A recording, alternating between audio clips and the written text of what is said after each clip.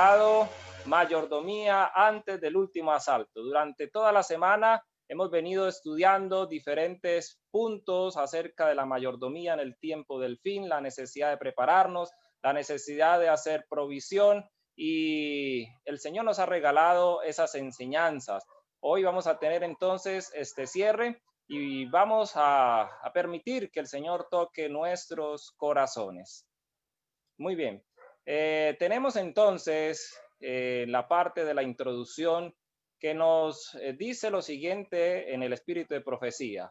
Ezequías, el rey Ezequías, subió al trono resuelto a hacer cuanto estuviese en su poder para salvar a Judá de la suerte que iba cayendo sobre el reino septentrional. Los mensajes de los profetas no alentaban las medidas a medias. Únicamente por medio de una reforma decidida podían evitarse los castigos con que el pueblo estaba amenazado. No se podía algo a medias. Apenas hubo ascendido al trono, empezó a hacer planes y a ejecutarlos. Primero dedicó su atención a restaurar los servicios del templo, durante tanto tiempo descuidados, y para esta obra solicitó fervorosamente la cooperación de un grupo de sacerdotes y levitas que habían permanecido fieles a su sagrada vocación. Confiando en su apoyo leal, les habló francamente de su deseo de iniciar inmediatamente reformas abarcantes. En pocas y bien escogidas palabras, el rey reseñó la situación en que estaban arrostrando, el templo cerrado y la cesación de todos los servicios que se realizaban antes en sus dependencias, la fragante idolatría que se practicaba en las calles de la ciudad y por todo el reino, la apostasía de las multitudes que podrían haber quedado fieles a Dios si los dirigentes de Judá les hubiesen dado un buen ejemplo, así como la decadencia del reino y la pérdida del prestigio en la estima de las naciones circundantes. El reino septentrional se estaba desmoronando rápidamente. Muchos perecían por la espada. Una multitud había sido ya llevada cautiva.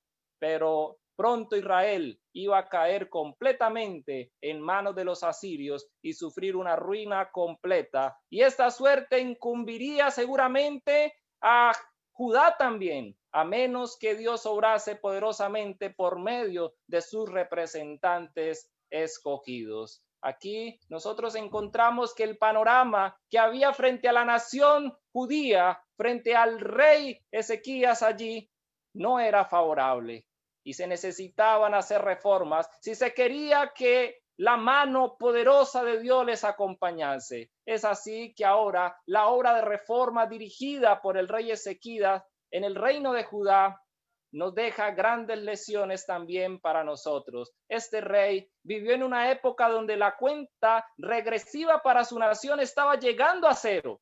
La misericordia del Señor estaba llegando a su límite y al igual hoy nosotros vivimos en una época donde la cuenta regresiva para el mundo está llegando a su fin.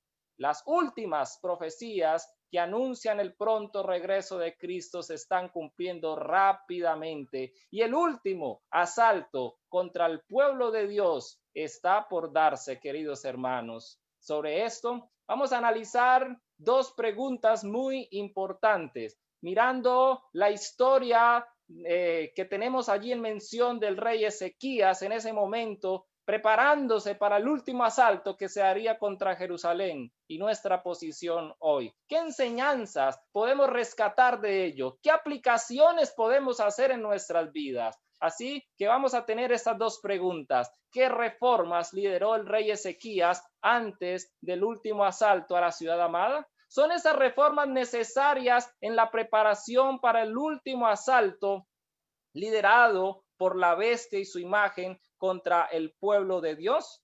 Sobre estas dos preguntas vamos a analizar y vamos a tener esas enseñanzas que el Señor tiene para nosotros. Lo primero que nosotros detallamos en esta historia sobre las reformas que debían hacerse, sobre el modo de proceder para la preparación de la crisis final, es que se hizo un llamado primeramente a los sacerdotes y a los levitas. En Segunda de Crónicas, capítulo 29:4, se dice: e hizo venir a los sacerdotes y levitas y los reunió en la plaza oriental.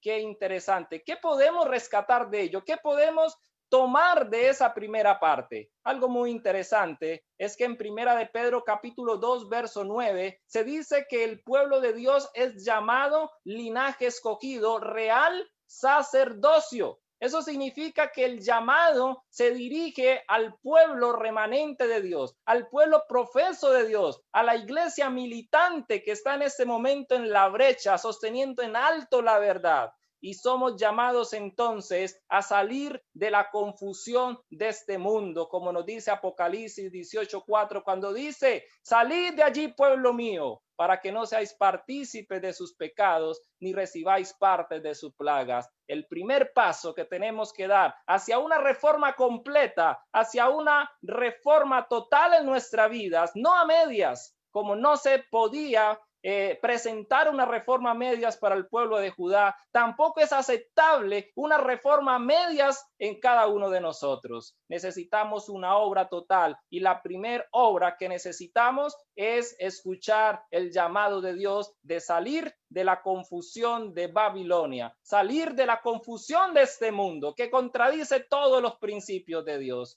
El segundo punto que nosotros tenemos allí es que se reconoce el pecado. Hubo un reconocimiento de las faltas.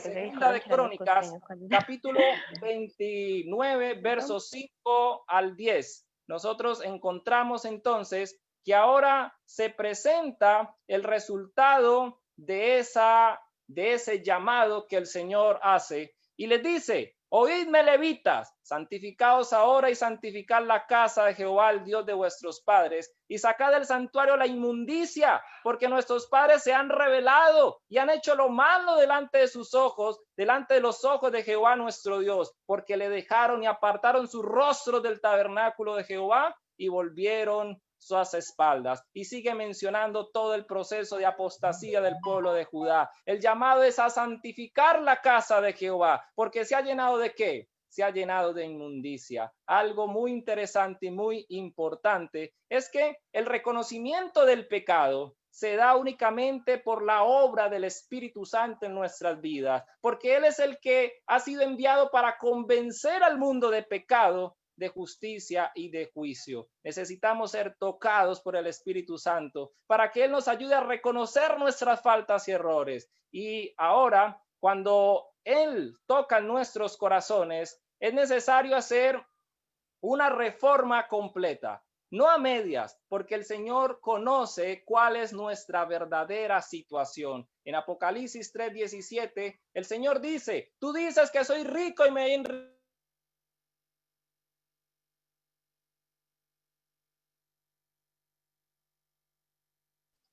Bien, encontramos entonces que se nos habla sobre ese reconocimiento del pecado, que tiene que ver con reconocer nuestras faltas, y se da a través del Espíritu Santo, como nos lo menciona en San Juan 16:8. Pero reconocer, ese cambio tiene que hacerse de una manera profunda, genuina y completa. En Apocalipsis 3:17 dice que el Señor conoce nuestra verdadera situación y le dice a la iglesia: tú dices que yo soy rico y me he enriquecido y de ninguna cosa tengo necesidad, y no sabes que tú eres un desventurado, miserable, pobre, ciego y desnudo. Es necesario entonces ahora escuchar la voz de Dios, pero necesitamos dejarnos impresionar por el Espíritu Santo para reconocer nuestros pecados, reconocer nuestras faltas y poder entonces permitir que Dios obre en cada uno de nosotros.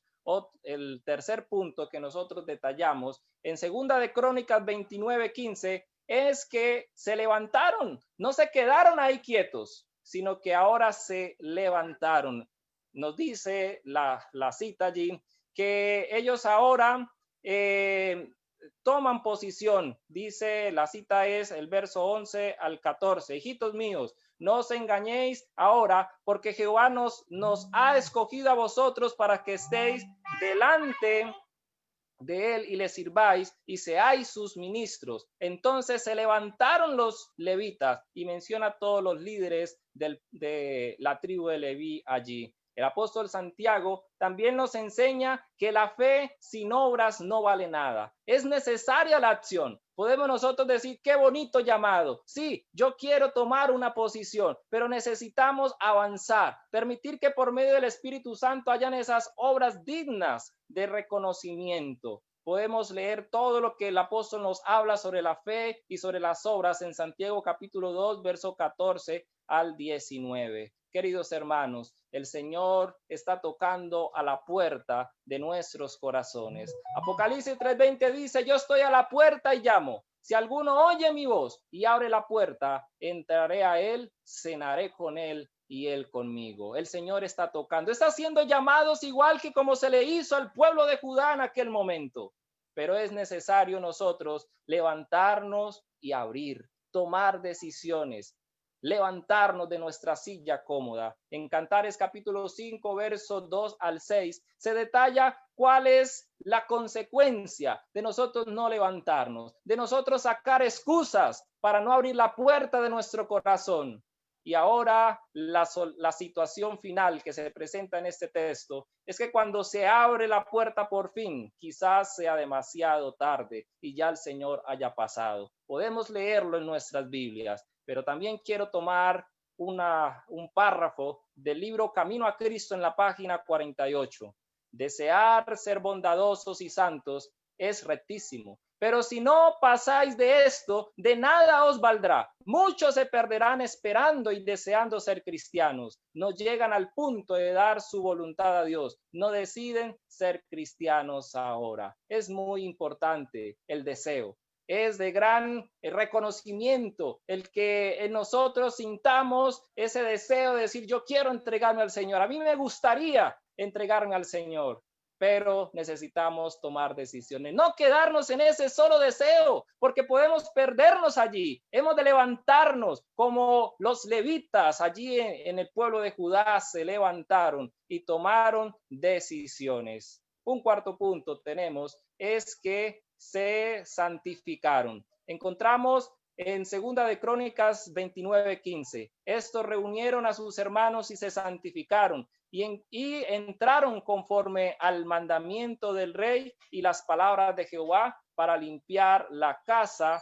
de Jehová. Es así que ahora ellos toman una acción, se levantan y van a la acción. La santificación, queridos hermanos, comprende apartarnos para un uso sagrado, y el Señor presenta que esta consagración implica todo el ser. En 1 Tesalonicenses capítulo 5, verso 23, nos dice que el Señor quiere transformar todo nuestro ser, espíritu, alma y cuerpo. Eso significa nuestra manera de pensar, eso significa nuestros sentimientos, eso significa nuestras acciones deben ser transformadas, porque el Señor quiere hacer una transformación completa, como lo presenta también en Segunda de Corintios capítulo 6, verso 17 y 11-12, donde el Señor nos dice, salid de en medio de ellos y apartados, dice el Señor, y no toqué lo inmundo, y yo recibiré.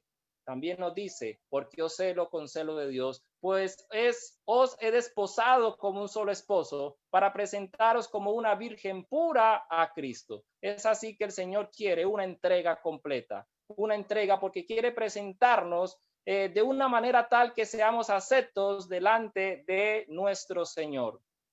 Luego de eso, tenemos que en esa, después de que se santifican, nos dice en Segunda de Crónicas 29, 16 al 19, que limpiaron el templo de toda cosa inmundicia y repararon sus puertas. Cuando leemos allí la historia presentada en Segunda de Crónicas, podemos ver cómo comenzaron entonces a santificarse ellos y también a limpiar la casa del Señor, que había sido entonces contaminada. Nos dice la pluma inspirada en Profetas y Reyes, página 246. Era un tiempo en el cual había que orar prestamente. Los sacerdotes comenzaron enseguida, no se demoraron, inmediatamente empezaron la acción. Solicitaron la cooperación de otros miembros de sus filas que no habían estado presentes durante esa conferencia e iniciaron de todo corazón la obra de limpiar y santificar el templo. Debido a los años de profanación y negligencia, eso fue acompañado de muchas dificultades, pero los sacerdotes y los levitas trabajaron incansablemente y en un tiempo notablemente corto pudieron comunicar que su tarea había terminado. Las puertas del templo habían sido reparadas y estaban abiertas. Los vasos sagrados habían sido reunidos y puestos en sus lugares y todo estaba listo para restablecer los servicios del santuario. Cumplieron la obra. No fue que decidieron y se quedó a medias la obra. La iniciaron y la terminaron. La palabra del Señor nos dice en 1 Corintios capítulo 6, verso 19, que nuestro cuerpo es templo del Espíritu Santo. Y también se nos hace el llamado a que lo limpiemos, así como fue llamado a los levitas limpiar el templo de Dios porque había sido contaminado. Necesitamos limpiar el templo del Espíritu Santo, que es nuestro cuerpo, de toda cosa inmunda en nuestro comer, en nuestro beber, en nuestro vestir, porque hemos de hacer todo esto para la honra y la gloria de Dios. El apóstol nos dice en 1 Corintios 6:20, glorificad pues a Dios en vuestro cuerpo y en vuestro espíritu, los cuales son de Dios. Necesitamos restaurar las puertas, o sea, las avenidas del alma, para mantener una comunicación plena con el cielo. En el libro Consejos sobre el régimen alimenticio leemos: la irregularidad en el comer y beber y la forma impropia de vestirse depravan la mente y corrompen el corazón y esclavizan los nobles atributos del alma a las pasiones animales. Esto nos quiere decir, queridos hermanos, que hay una estrecha relación entre lo que comemos, entre lo que bebemos y la manera como vestimos sobre la impresión que se hace en nuestra mente de la verdad. Algunos dicen, pero ¿qué tiene que ver esto con la verdad? ¿Qué tiene que ver el vestido? ¿Qué tiene que ver esto?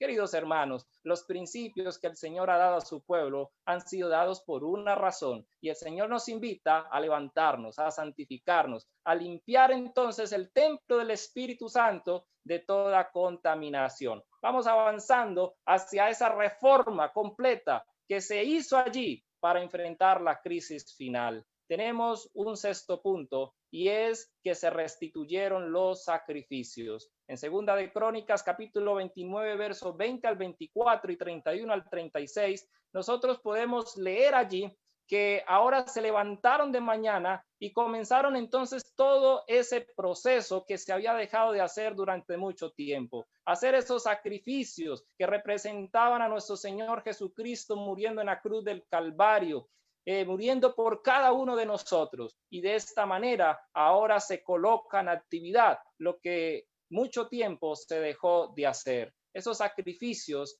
hacían parte de la adoración a Jehová. Y el pueblo, en medio de su apostasía, se había olvidado de ese mandato divino.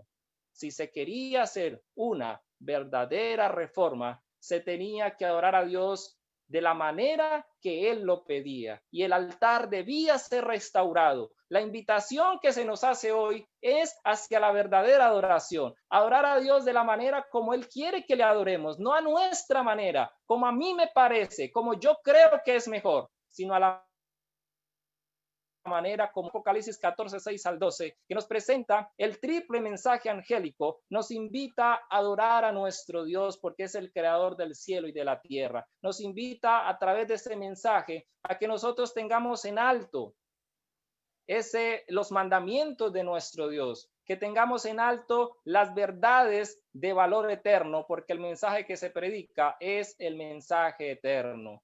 En el Evangelio de Juan, capítulo 4, verso 23, podemos encontrar que el Padre está buscando esos verdaderos adoradores. ¿Eres tú, querido amigo, querido hermano, un verdadero adorador? También podemos nosotros detallar allí que el altar de la familia debe mantenerse encendido a tarde y a mañana. El sacrificio debe restablecerse si se ha dejado de dar. En Números 28:4 se nos dice que al pueblo de Israel se le había instruido a ofrecer un cordero en la mañana y otro en la tarde. A nosotros también el Señor nos ha instruido a que tarde y mañana podamos presentar una ofrenda de alabanza, de adoración delante de su presencia. ¿Lo hemos dejado de hacer? Se nos invita a que restituyamos esos sacrificios, a que reconstruyamos el altar de Jehová que quizás ha sido derribado. También encontramos allí en el punto 7 que se restituye la alabanza. En segunda de Crónicas 29, 25 al 30, podemos leer entonces cómo todos los cantores, todos los levitas que tenían instrumentos, los instrumentos de David y tenían las trompetas, fueron llamados y el canto se restituyó. En Patriarcas y Profetas, página 646 nos dice, el canto como parte del servicio religioso es tanto un acto de culto como lo es la oración. Así que la alabanza hace parte del culto y se restituyó la alabanza que se había dejado de dar. La alabanza debe ser de tal manera que agrade al Señor. El apóstol Pablo nos dice que debemos cantar, pero ¿cantar cómo? Cantar con el entendimiento, cantar de la manera en que Dios lo pueda aprobar. Y el salmista nos invita a sacrificar alabanza, nos dice, sacrifica a Dios alabanza y paga los votos al Altísimo. El hecho de que la alabanza se relacione con los sacrificios nos da una idea de cómo deben ser nuestros cantos, ya que los sacrificios debían ser perfectos. Hemos de esforzarnos para cantar de una manera agradable al Señor, una manera que pueda ser acepto. Es verdad que no todos tenemos el don del canto, pero podemos esforzarnos y podemos adquirir habilidades que no son natas para la honra y para la gloria del Señor. También hay un octavo paso. Se celebró la Pascua. Hemos venido mirando, se limpia el templo, se restituye la adoración, se restituye los sacrificios, la música, y ahora viene la celebración de la Pascua. Segunda de Crónicas 30, verso 1 al 27, todo el capítulo presenta todo el proceso que se dio en esta celebración. Esa Pascua conmemoraba la liberación del pueblo de Israel del yugo egipcio y le recordaba al pueblo que Jehová es el único Dios verdadero. El apóstol Pablo, refiriéndose a ese momento de liberación que concluyó con la muerte de los egipcios en el mar, menciona que todo el pueblo fue bautizado en la nube y en el mar, indudablemente refiriéndose al cruce del Mar Rojo. Podemos verificarlo en 1 Corintios capítulo 10, verso 2. Ahora, mis hermanos, en el Nuevo Testamento, la Santa Cena toma el lugar de la Pascua, ya que Cristo es nuestra Pascua que fue sacrificada por nosotros, como lo leemos en 1 Corintios capítulo 5, verso 7. La Santa Cena conmemora entonces nuestra liberación del pecado por medio de la muerte en la cruz del Calvario, y solo participan de ella los que han hecho pacto con él por medio del bautismo, al igual que solo participaban de la Pascua los que por medio de la circuncisión pertenecían al pueblo de Israel. Eso lo leemos en Éxodo capítulo 12, verso 43 y 45, donde nos dice, ningún extraño comerá de ella. Así que eso mismo se aplica a la Santa Cena. Esto nos lleva entonces, queridos hermanos, a dos puntos importantes. Primero, después de haber pasado por los anteriores pasos en esa reforma total y completa, se nos invita a hacer el pacto con Dios por medio del bautismo, confesándolo ante el mundo. Y un segundo punto, si ya nosotros hemos hecho ese pacto con Dios, pero aún hay la necesidad de reforma en nuestra vida, se nos invita a no desmayar, se nos invita a avanzar y a renovar nuestro pacto con Dios por medio de la Santa Cena. Es así que ahora se nos invita a que avancemos. Querido hermano, si tú eres miembro de iglesia, has bajado las aguas bautismales, pero hay aún cosas por vencer, no te desanimes. En el nombre del Señor podemos renovar nuestro pacto a través de la Santa Cena y avanzar. Si tú, querido amigo, si tú, querido hermano que nos acompañas, tienes ese propósito, ese deseo en tu corazón de pertenecer al pueblo de Dios, avanza por la fe y permite que el Señor tome el control de tu vida. Es necesario en esa obra de reforma cabal. Un noveno punto que encontramos en la historia que estamos leyendo es que se destruyeron los ídolos. Segunda de Crónicas 31:1 dice que hechas todas estas cosas, todos los de Israel que habían estado allí salieron por las ciudades de Judá y quebraron las estatuas y destruyeron las imágenes de acera y derribaron los lugares altos y los lugares y los altares por todo Judá y Benjamín y también en Efraín y Manasés hasta acabar con todo. Después se volvieron todos los hijos de Israel a sus ciudades, cada uno a su posesión. Qué importante acción. Después de haber estado en la presencia del Señor, habiendo celebrado la Pascua después de mucho tiempo, el pueblo estaba capacitado ahora para hacer las obras de Dios y avanzaron aún más en esa obra de reforma. Asimismo, cuando nos comprometemos con Dios, se nos capacita para hacer las obras de Dios. Hablando sobre el bautismo, el manuscrito 92 de 1901 dice: el Padre, el Hijo y el Espíritu Santo, los tres santos dignatarios del cielo han declarado que darán poder al hombre para que venza las potestades de las tinieblas. Se prometen todos los recursos del cielo a los que mediante sus votos bautismales han hecho un pacto con Dios. Necesitamos el poder de nuestro Dios para vencer contra los ídolos en nuestra vida, para vencer contra esa tendencia natural del hombre lejos de Dios hacia la idolatría. Así que el Señor nos promete fortaleza cuando nosotros hacemos el pacto con Dios mediante el bautismo en el nombre del Padre, del Hijo y del Espíritu Santo.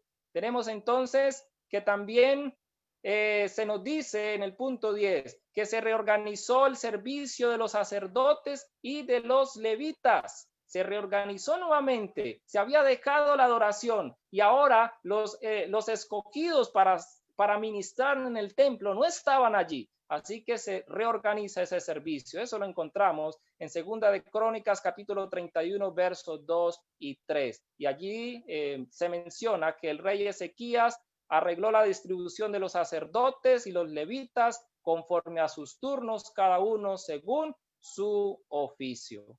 Ahora, comprometidos con Dios, dispuestos a obedecerle, era necesario respetar el orden establecido por Dios, no saltar lo que Dios ha dicho. El apóstol Pablo nos enseña que Dios no es un Dios de confusión, sino de paz, dice Primera de Corintios capítulo 14, verso 33. Por eso, hasta el fin del tiempo, siempre habrá organización, no habrá desorden. Siempre habrá organización porque Dios guía a un pueblo organizado. Dios no es un Dios de confusión, sino de paz. Y Dios guía a una iglesia organizada. Por eso, en Primera de Corintios capítulo 12, verso 28 al 30, se nos dice allí sobre la organización. Cuando dice, primeramente hay apóstoles, luego profetas, tercero maestros, eso se llama orden.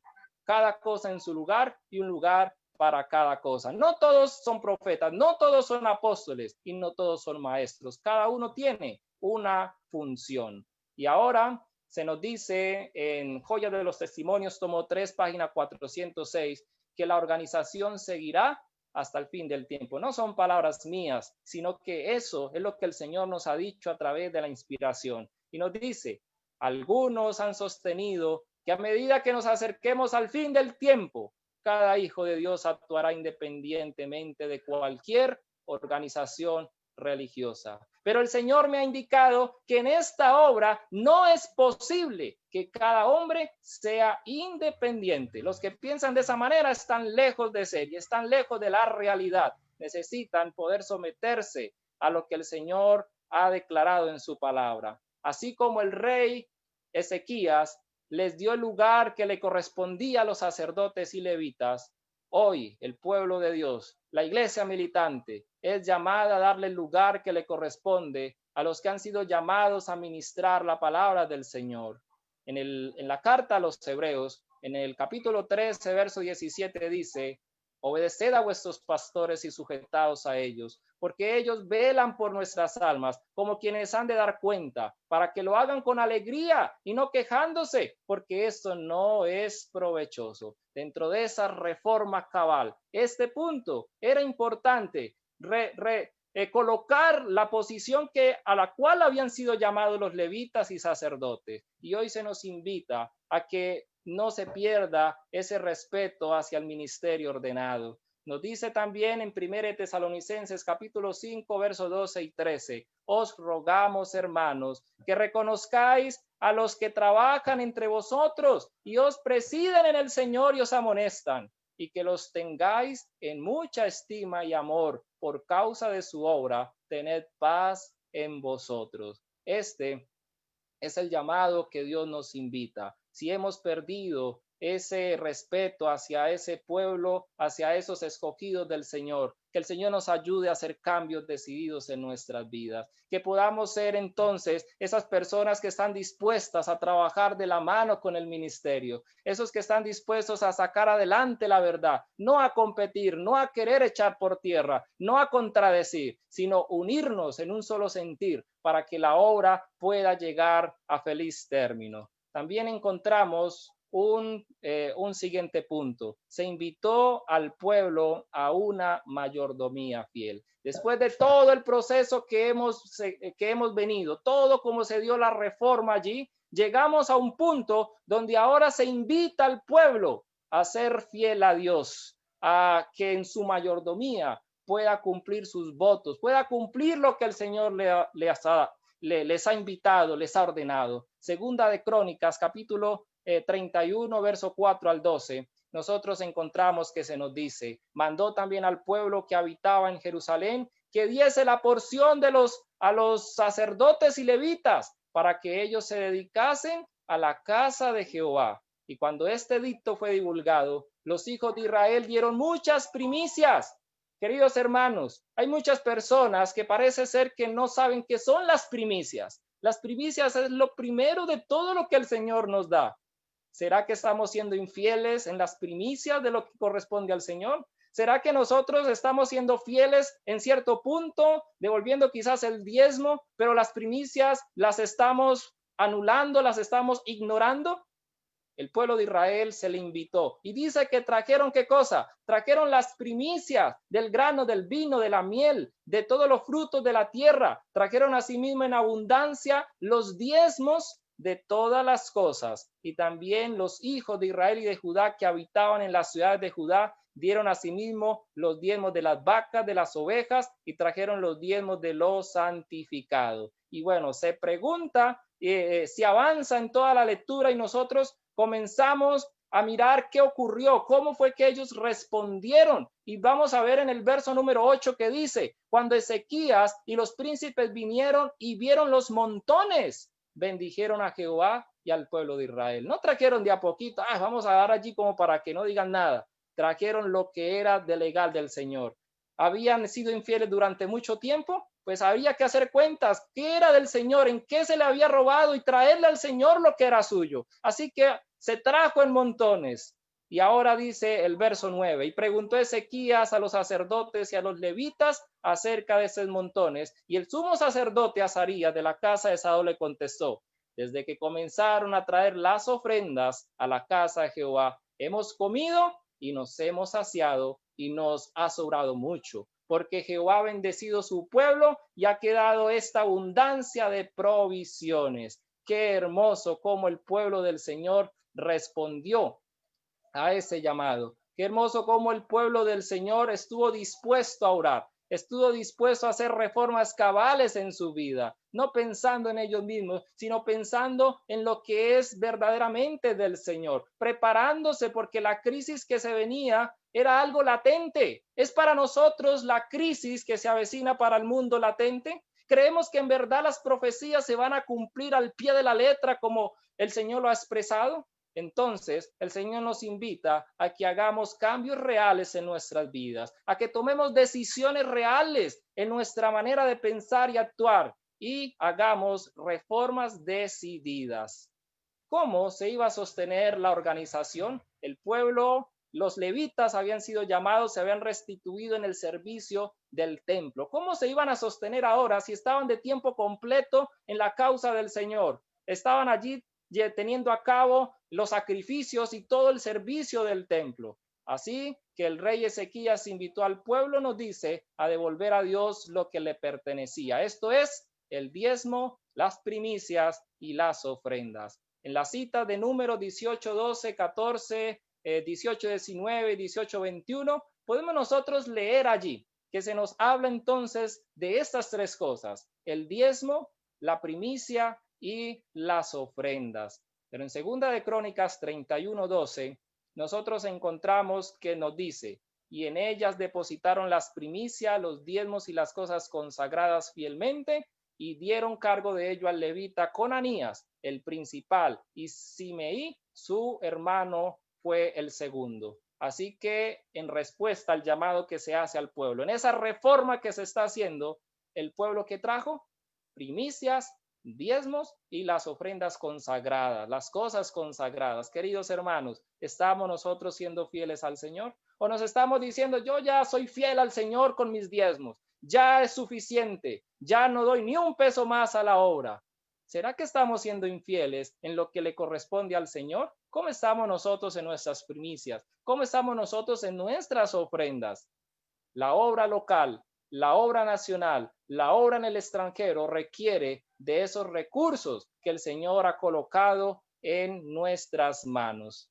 Para los sacerdotes, para que estos sacerdotes y los levitas pudieran dedicarse a la labor que le correspondía, era necesario que se trajera lo que le pertenecía al Señor. La infidelidad en la mayordomía no permitía que las bendiciones de Dios pudieran acompañarlos. Y eso lo podemos verificar en Malaquías 3:8 al 12. ¿Robará el hombre a Dios? Pues vosotros me habéis robado en vuestros diezmos, solo en los diezmos, diezmos y ofrendas, y ahí va incluida la primicia. Así que, queridos hermanos, necesitamos avanzar. Necesitamos tomar decisiones si queremos las bendiciones de Dios. Si el pueblo no hacía reformas cabales, vimos en la introducción, si no era una reforma total, la mano de Dios no podría ayudarles. Se necesitaba la provisión, la protección divina, ya que, como dice Profetas y Reyes, las huestes de Asiria estaban invadiendo la tierra de Judá y parecía que nada podía ya salvar a Jerusalén de la destrucción completa. El último asalto estaba por iniciar. ¿Creemos que el último asalto contra la iglesia está por darse? ¿Cómo van los procesos de las leyes dominicales en este mundo? ¿Cómo se están aparejando las cosas en las leyes que están dictando las naciones? Y todo lo que en un tiempo parecía ser de ficción se está dando en realidad, porque la palabra del Señor no falla. Queridos hermanos, la fidelidad en la mayordomía juega un papel importante en nuestra preparación para enfrentar el último asalto del enemigo, ya que la infidelidad en este punto trae consigo la falta de espiritualidad y arroja tinieblas sobre la iglesia. Vamos a ver qué nos dice el espíritu de profecía respecto a este punto. ¿Qué sucede cuando somos infieles, cuando la iglesia es infiel en lo que le pertenece al Señor? Aquí se presenta consejos sobre mayordomía cristiana. Algunos dejan de educar a la gente en lo que se refiere al cumplimiento de su deber. Predican esa parte de nuestra fe que no despertará oposición ni desagradará a los oyentes, pero no declaran toda la verdad. Se habla del amor de Jesucristo, amén. Se habla de la fe, amén. De las virtudes cristianas, amén. Pero cuando se tocan estos temas, muchos dicen, no se predique eso no se predica, eso no se enseña. Entonces, ¿qué tenemos que enseñar? No podemos ser predicadores que prediquen solo lo que gusta al pueblo para que se sientan contentos. Hemos de predicar lo que el pueblo necesita realmente escuchar para que avance en su vida cristiana, para que su espiritualidad crezca. Porque si no es así, nos vamos a perder si no tenemos una reforma completa en nuestras vidas. Y pesa sobre la responsabilidad de cada predicador el predicar la verdad como es. Ahora, ¿qué sucede? La gente disfruta de su predicación, pero ¿cuál es el resultado? Hay falta de espiritualidad porque no se satisfacen los derechos de Dios. Muy bonitas las predicaciones, quizá la iglesia llena, pero la espiritualidad no se ve. La gente riñe el uno con el otro, pelean, a veces ni se acercan a la iglesia porque tienen dificultades con otras personas. ¿Falta de qué? De espiritualidad. Su pueblo no le da los diezmos y ofrendas que le pertenecen. Y dice, este robo significa que somos violadores del octavo mandamiento. No hurtarás. Ese robo perpetrado contra Dios y practicado tanto por ricos como por pobres ha llevado oscuridad a las iglesias. Y los pastores que trabajan con la gente y no les presentan la sencilla voluntad revelada de Dios son puestos bajo condenación con la gente porque han descuidado su deber. Así que es un tema que debe agitarse con el debido cuidado, pero debe darse, porque si no, las iglesias se van a desmoronar. Se va a crecer en muchos puntos, pero ¿qué pasa con la espiritualidad? Dice que hay oscuridad en las iglesias. Tenemos otro párrafo en Testimonios, tomo 9, Testimonios para la Iglesia, página 201. Cuando el que ministra en la palabra y doctrina ve que los miembros siguen un comportamiento que les acarreará esa maldición, ¿cómo pueden descuidar su deber de instruirlos y amonestarlos? Cada miembro de iglesia debiera ser enseñado a ser fiel en la devolución honrada del diezmo. Así que es algo que el Señor nos ha encargado y hay que hacerlo. Hay que llamar la atención, hay que predicar la verdad, hay que instruir, amonestar con amor, guiar a las almas hacia lo que el Señor quiere. Muchos piensan en ese sentido que si no tienen un salario fijo, no diezman, pero todos tenemos algo de entrada. La palabra del Señor dice en el voto que hizo Jacob, de todo lo que me dieres, el diezmo apartaré para ti. Y el rey David dijo, de lo recibido de tu mano te damos. Es algo muy sencillo que se puede practicar, tanto ricos como pobres pueden practicar el devolver al Señor lo que es suyo. Y tenemos un párrafo más donde vamos a mirar de aquí en adelante unos párrafos que nos hablan sobre la importancia de darle el debido lugar a este principio, de no considerarlo algo que no se pueda mencionar, algo que no se pueda predicar. No debemos consagrarle, nos dice, lo que queda de nuestras entradas después de haber satisfecho nuestras necesidades reales o imaginarias. Antes de gastar nada, debemos apartar lo que Dios ha especificado como suyo. Creo que es muy claro.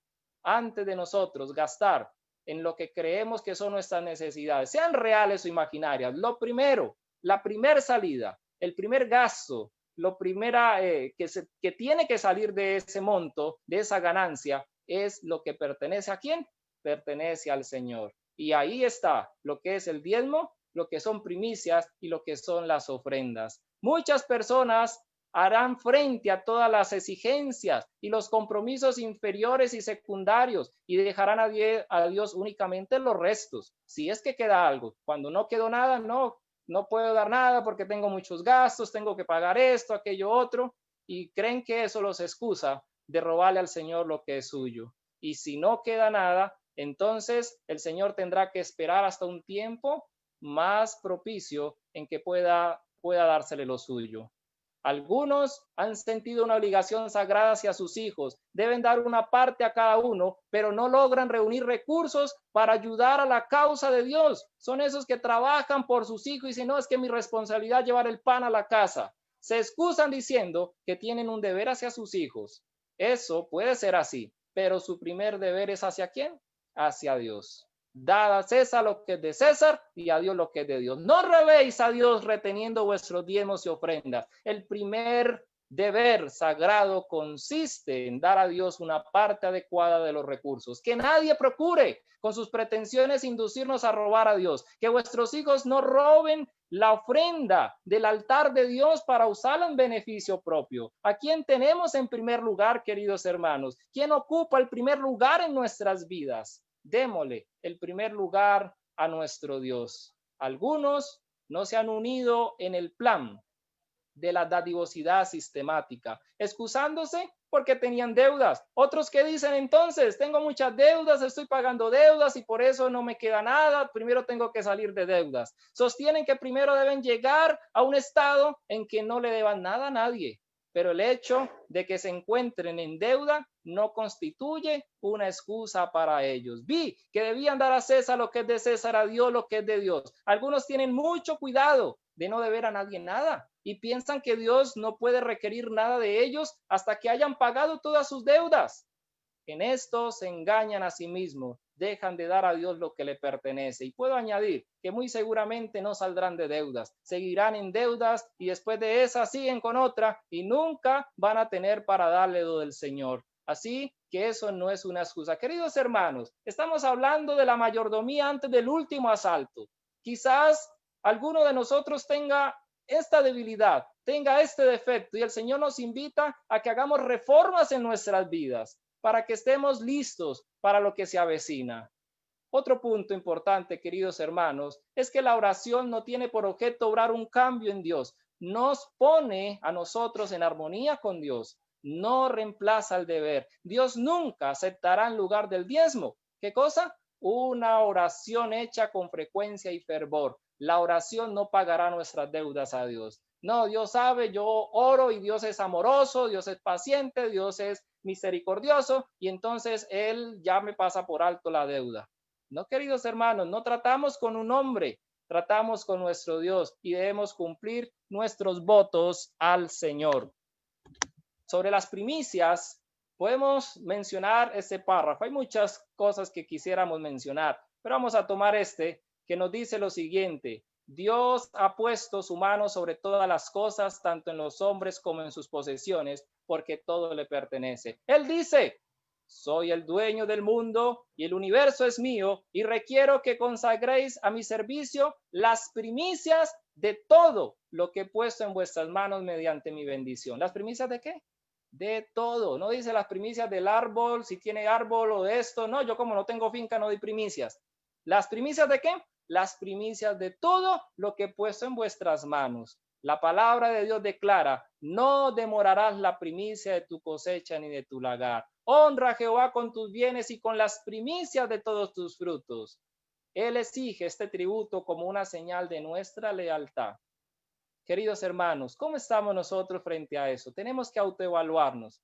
Si no comprendemos bien ello, necesitamos profundizar y entender cuál es la importancia de la primicia dentro de lo que el Señor ha ordenado.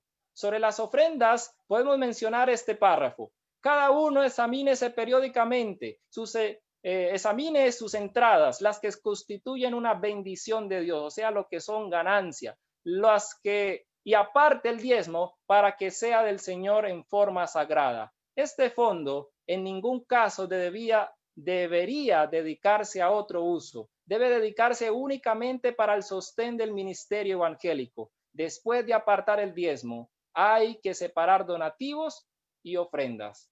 ¿Cómo estamos en eso? ¿Será que también solo nos hemos quedado? No, es que yo soy fiel en el diezmo y es que ese es lo que aparece como principio allí en los 37 principios de fe, y entonces yo ya no doy nada. No, si alguien me pide, yo entonces le doy. Yo estoy dispuesto a colaborar, estoy dispuesto a donar, hago obras por aquí, obras por allá. Y bueno, y las ofrendas que deben llegar a la tesorería del Señor, ¿dónde están? Estamos quitando entonces el pan que el Señor nos ha dado para sostener la obra del Señor.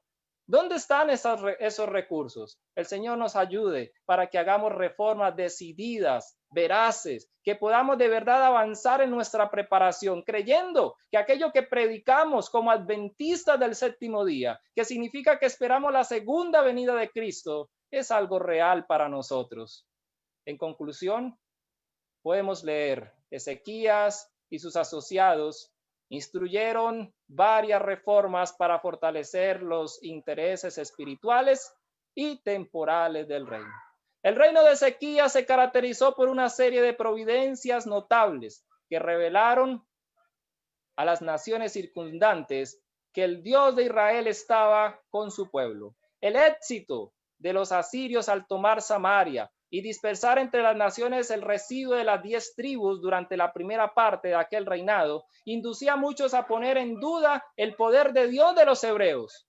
Envalentonados por sus éxitos, los ninivitas despreciaron desde hacía mucho el mensaje de Jonás y su oposición y en su posición desafiaban los propósitos del cielo. Pocos años después que cayera Samaria, los ejércitos victoriosos volvieron a aparecer en Palestina. Samaria era la capital de las 10 tribus.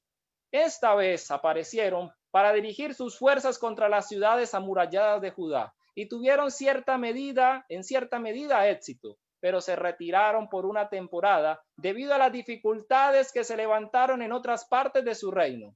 Algunos años más tarde, hacia el final del reinado de Ezequías, iba a demostrarse ante las naciones del mundo si los dioses de los paganos habrían de prevalecer finalmente.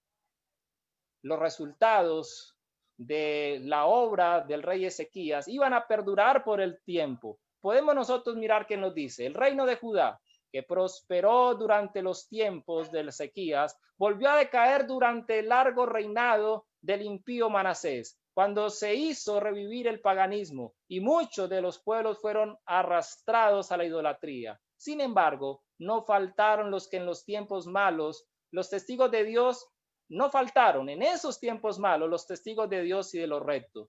Los trances penosos de los que Judá se había salvado durante el reinado de Ezequías habían desarrollado en muchos una firmeza de carácter que sirvió ahora de baluarte contra la iniquidad prevaleciente. Así que esas reformas perduraron en el tiempo. Hubieron muchos que se sostuvieron, se comprometieron de todo corazón para el Señor y estaban listos ahora para el último asalto, para el asalto final que perpetuaría a los babilonios años más tarde contra la ciudad de Jerusalén. Mis queridos hermanos, aprovechemos el tiempo que tenemos para hacer verdaderas reformas en nuestras vidas y así estar preparados para el último asalto. Lenta y fructífera se acerca la prueba. Así que, hermanos, que el Señor nos ayude y nos bendiga. Es mi deseo en oración en Cristo Jesús. Amén.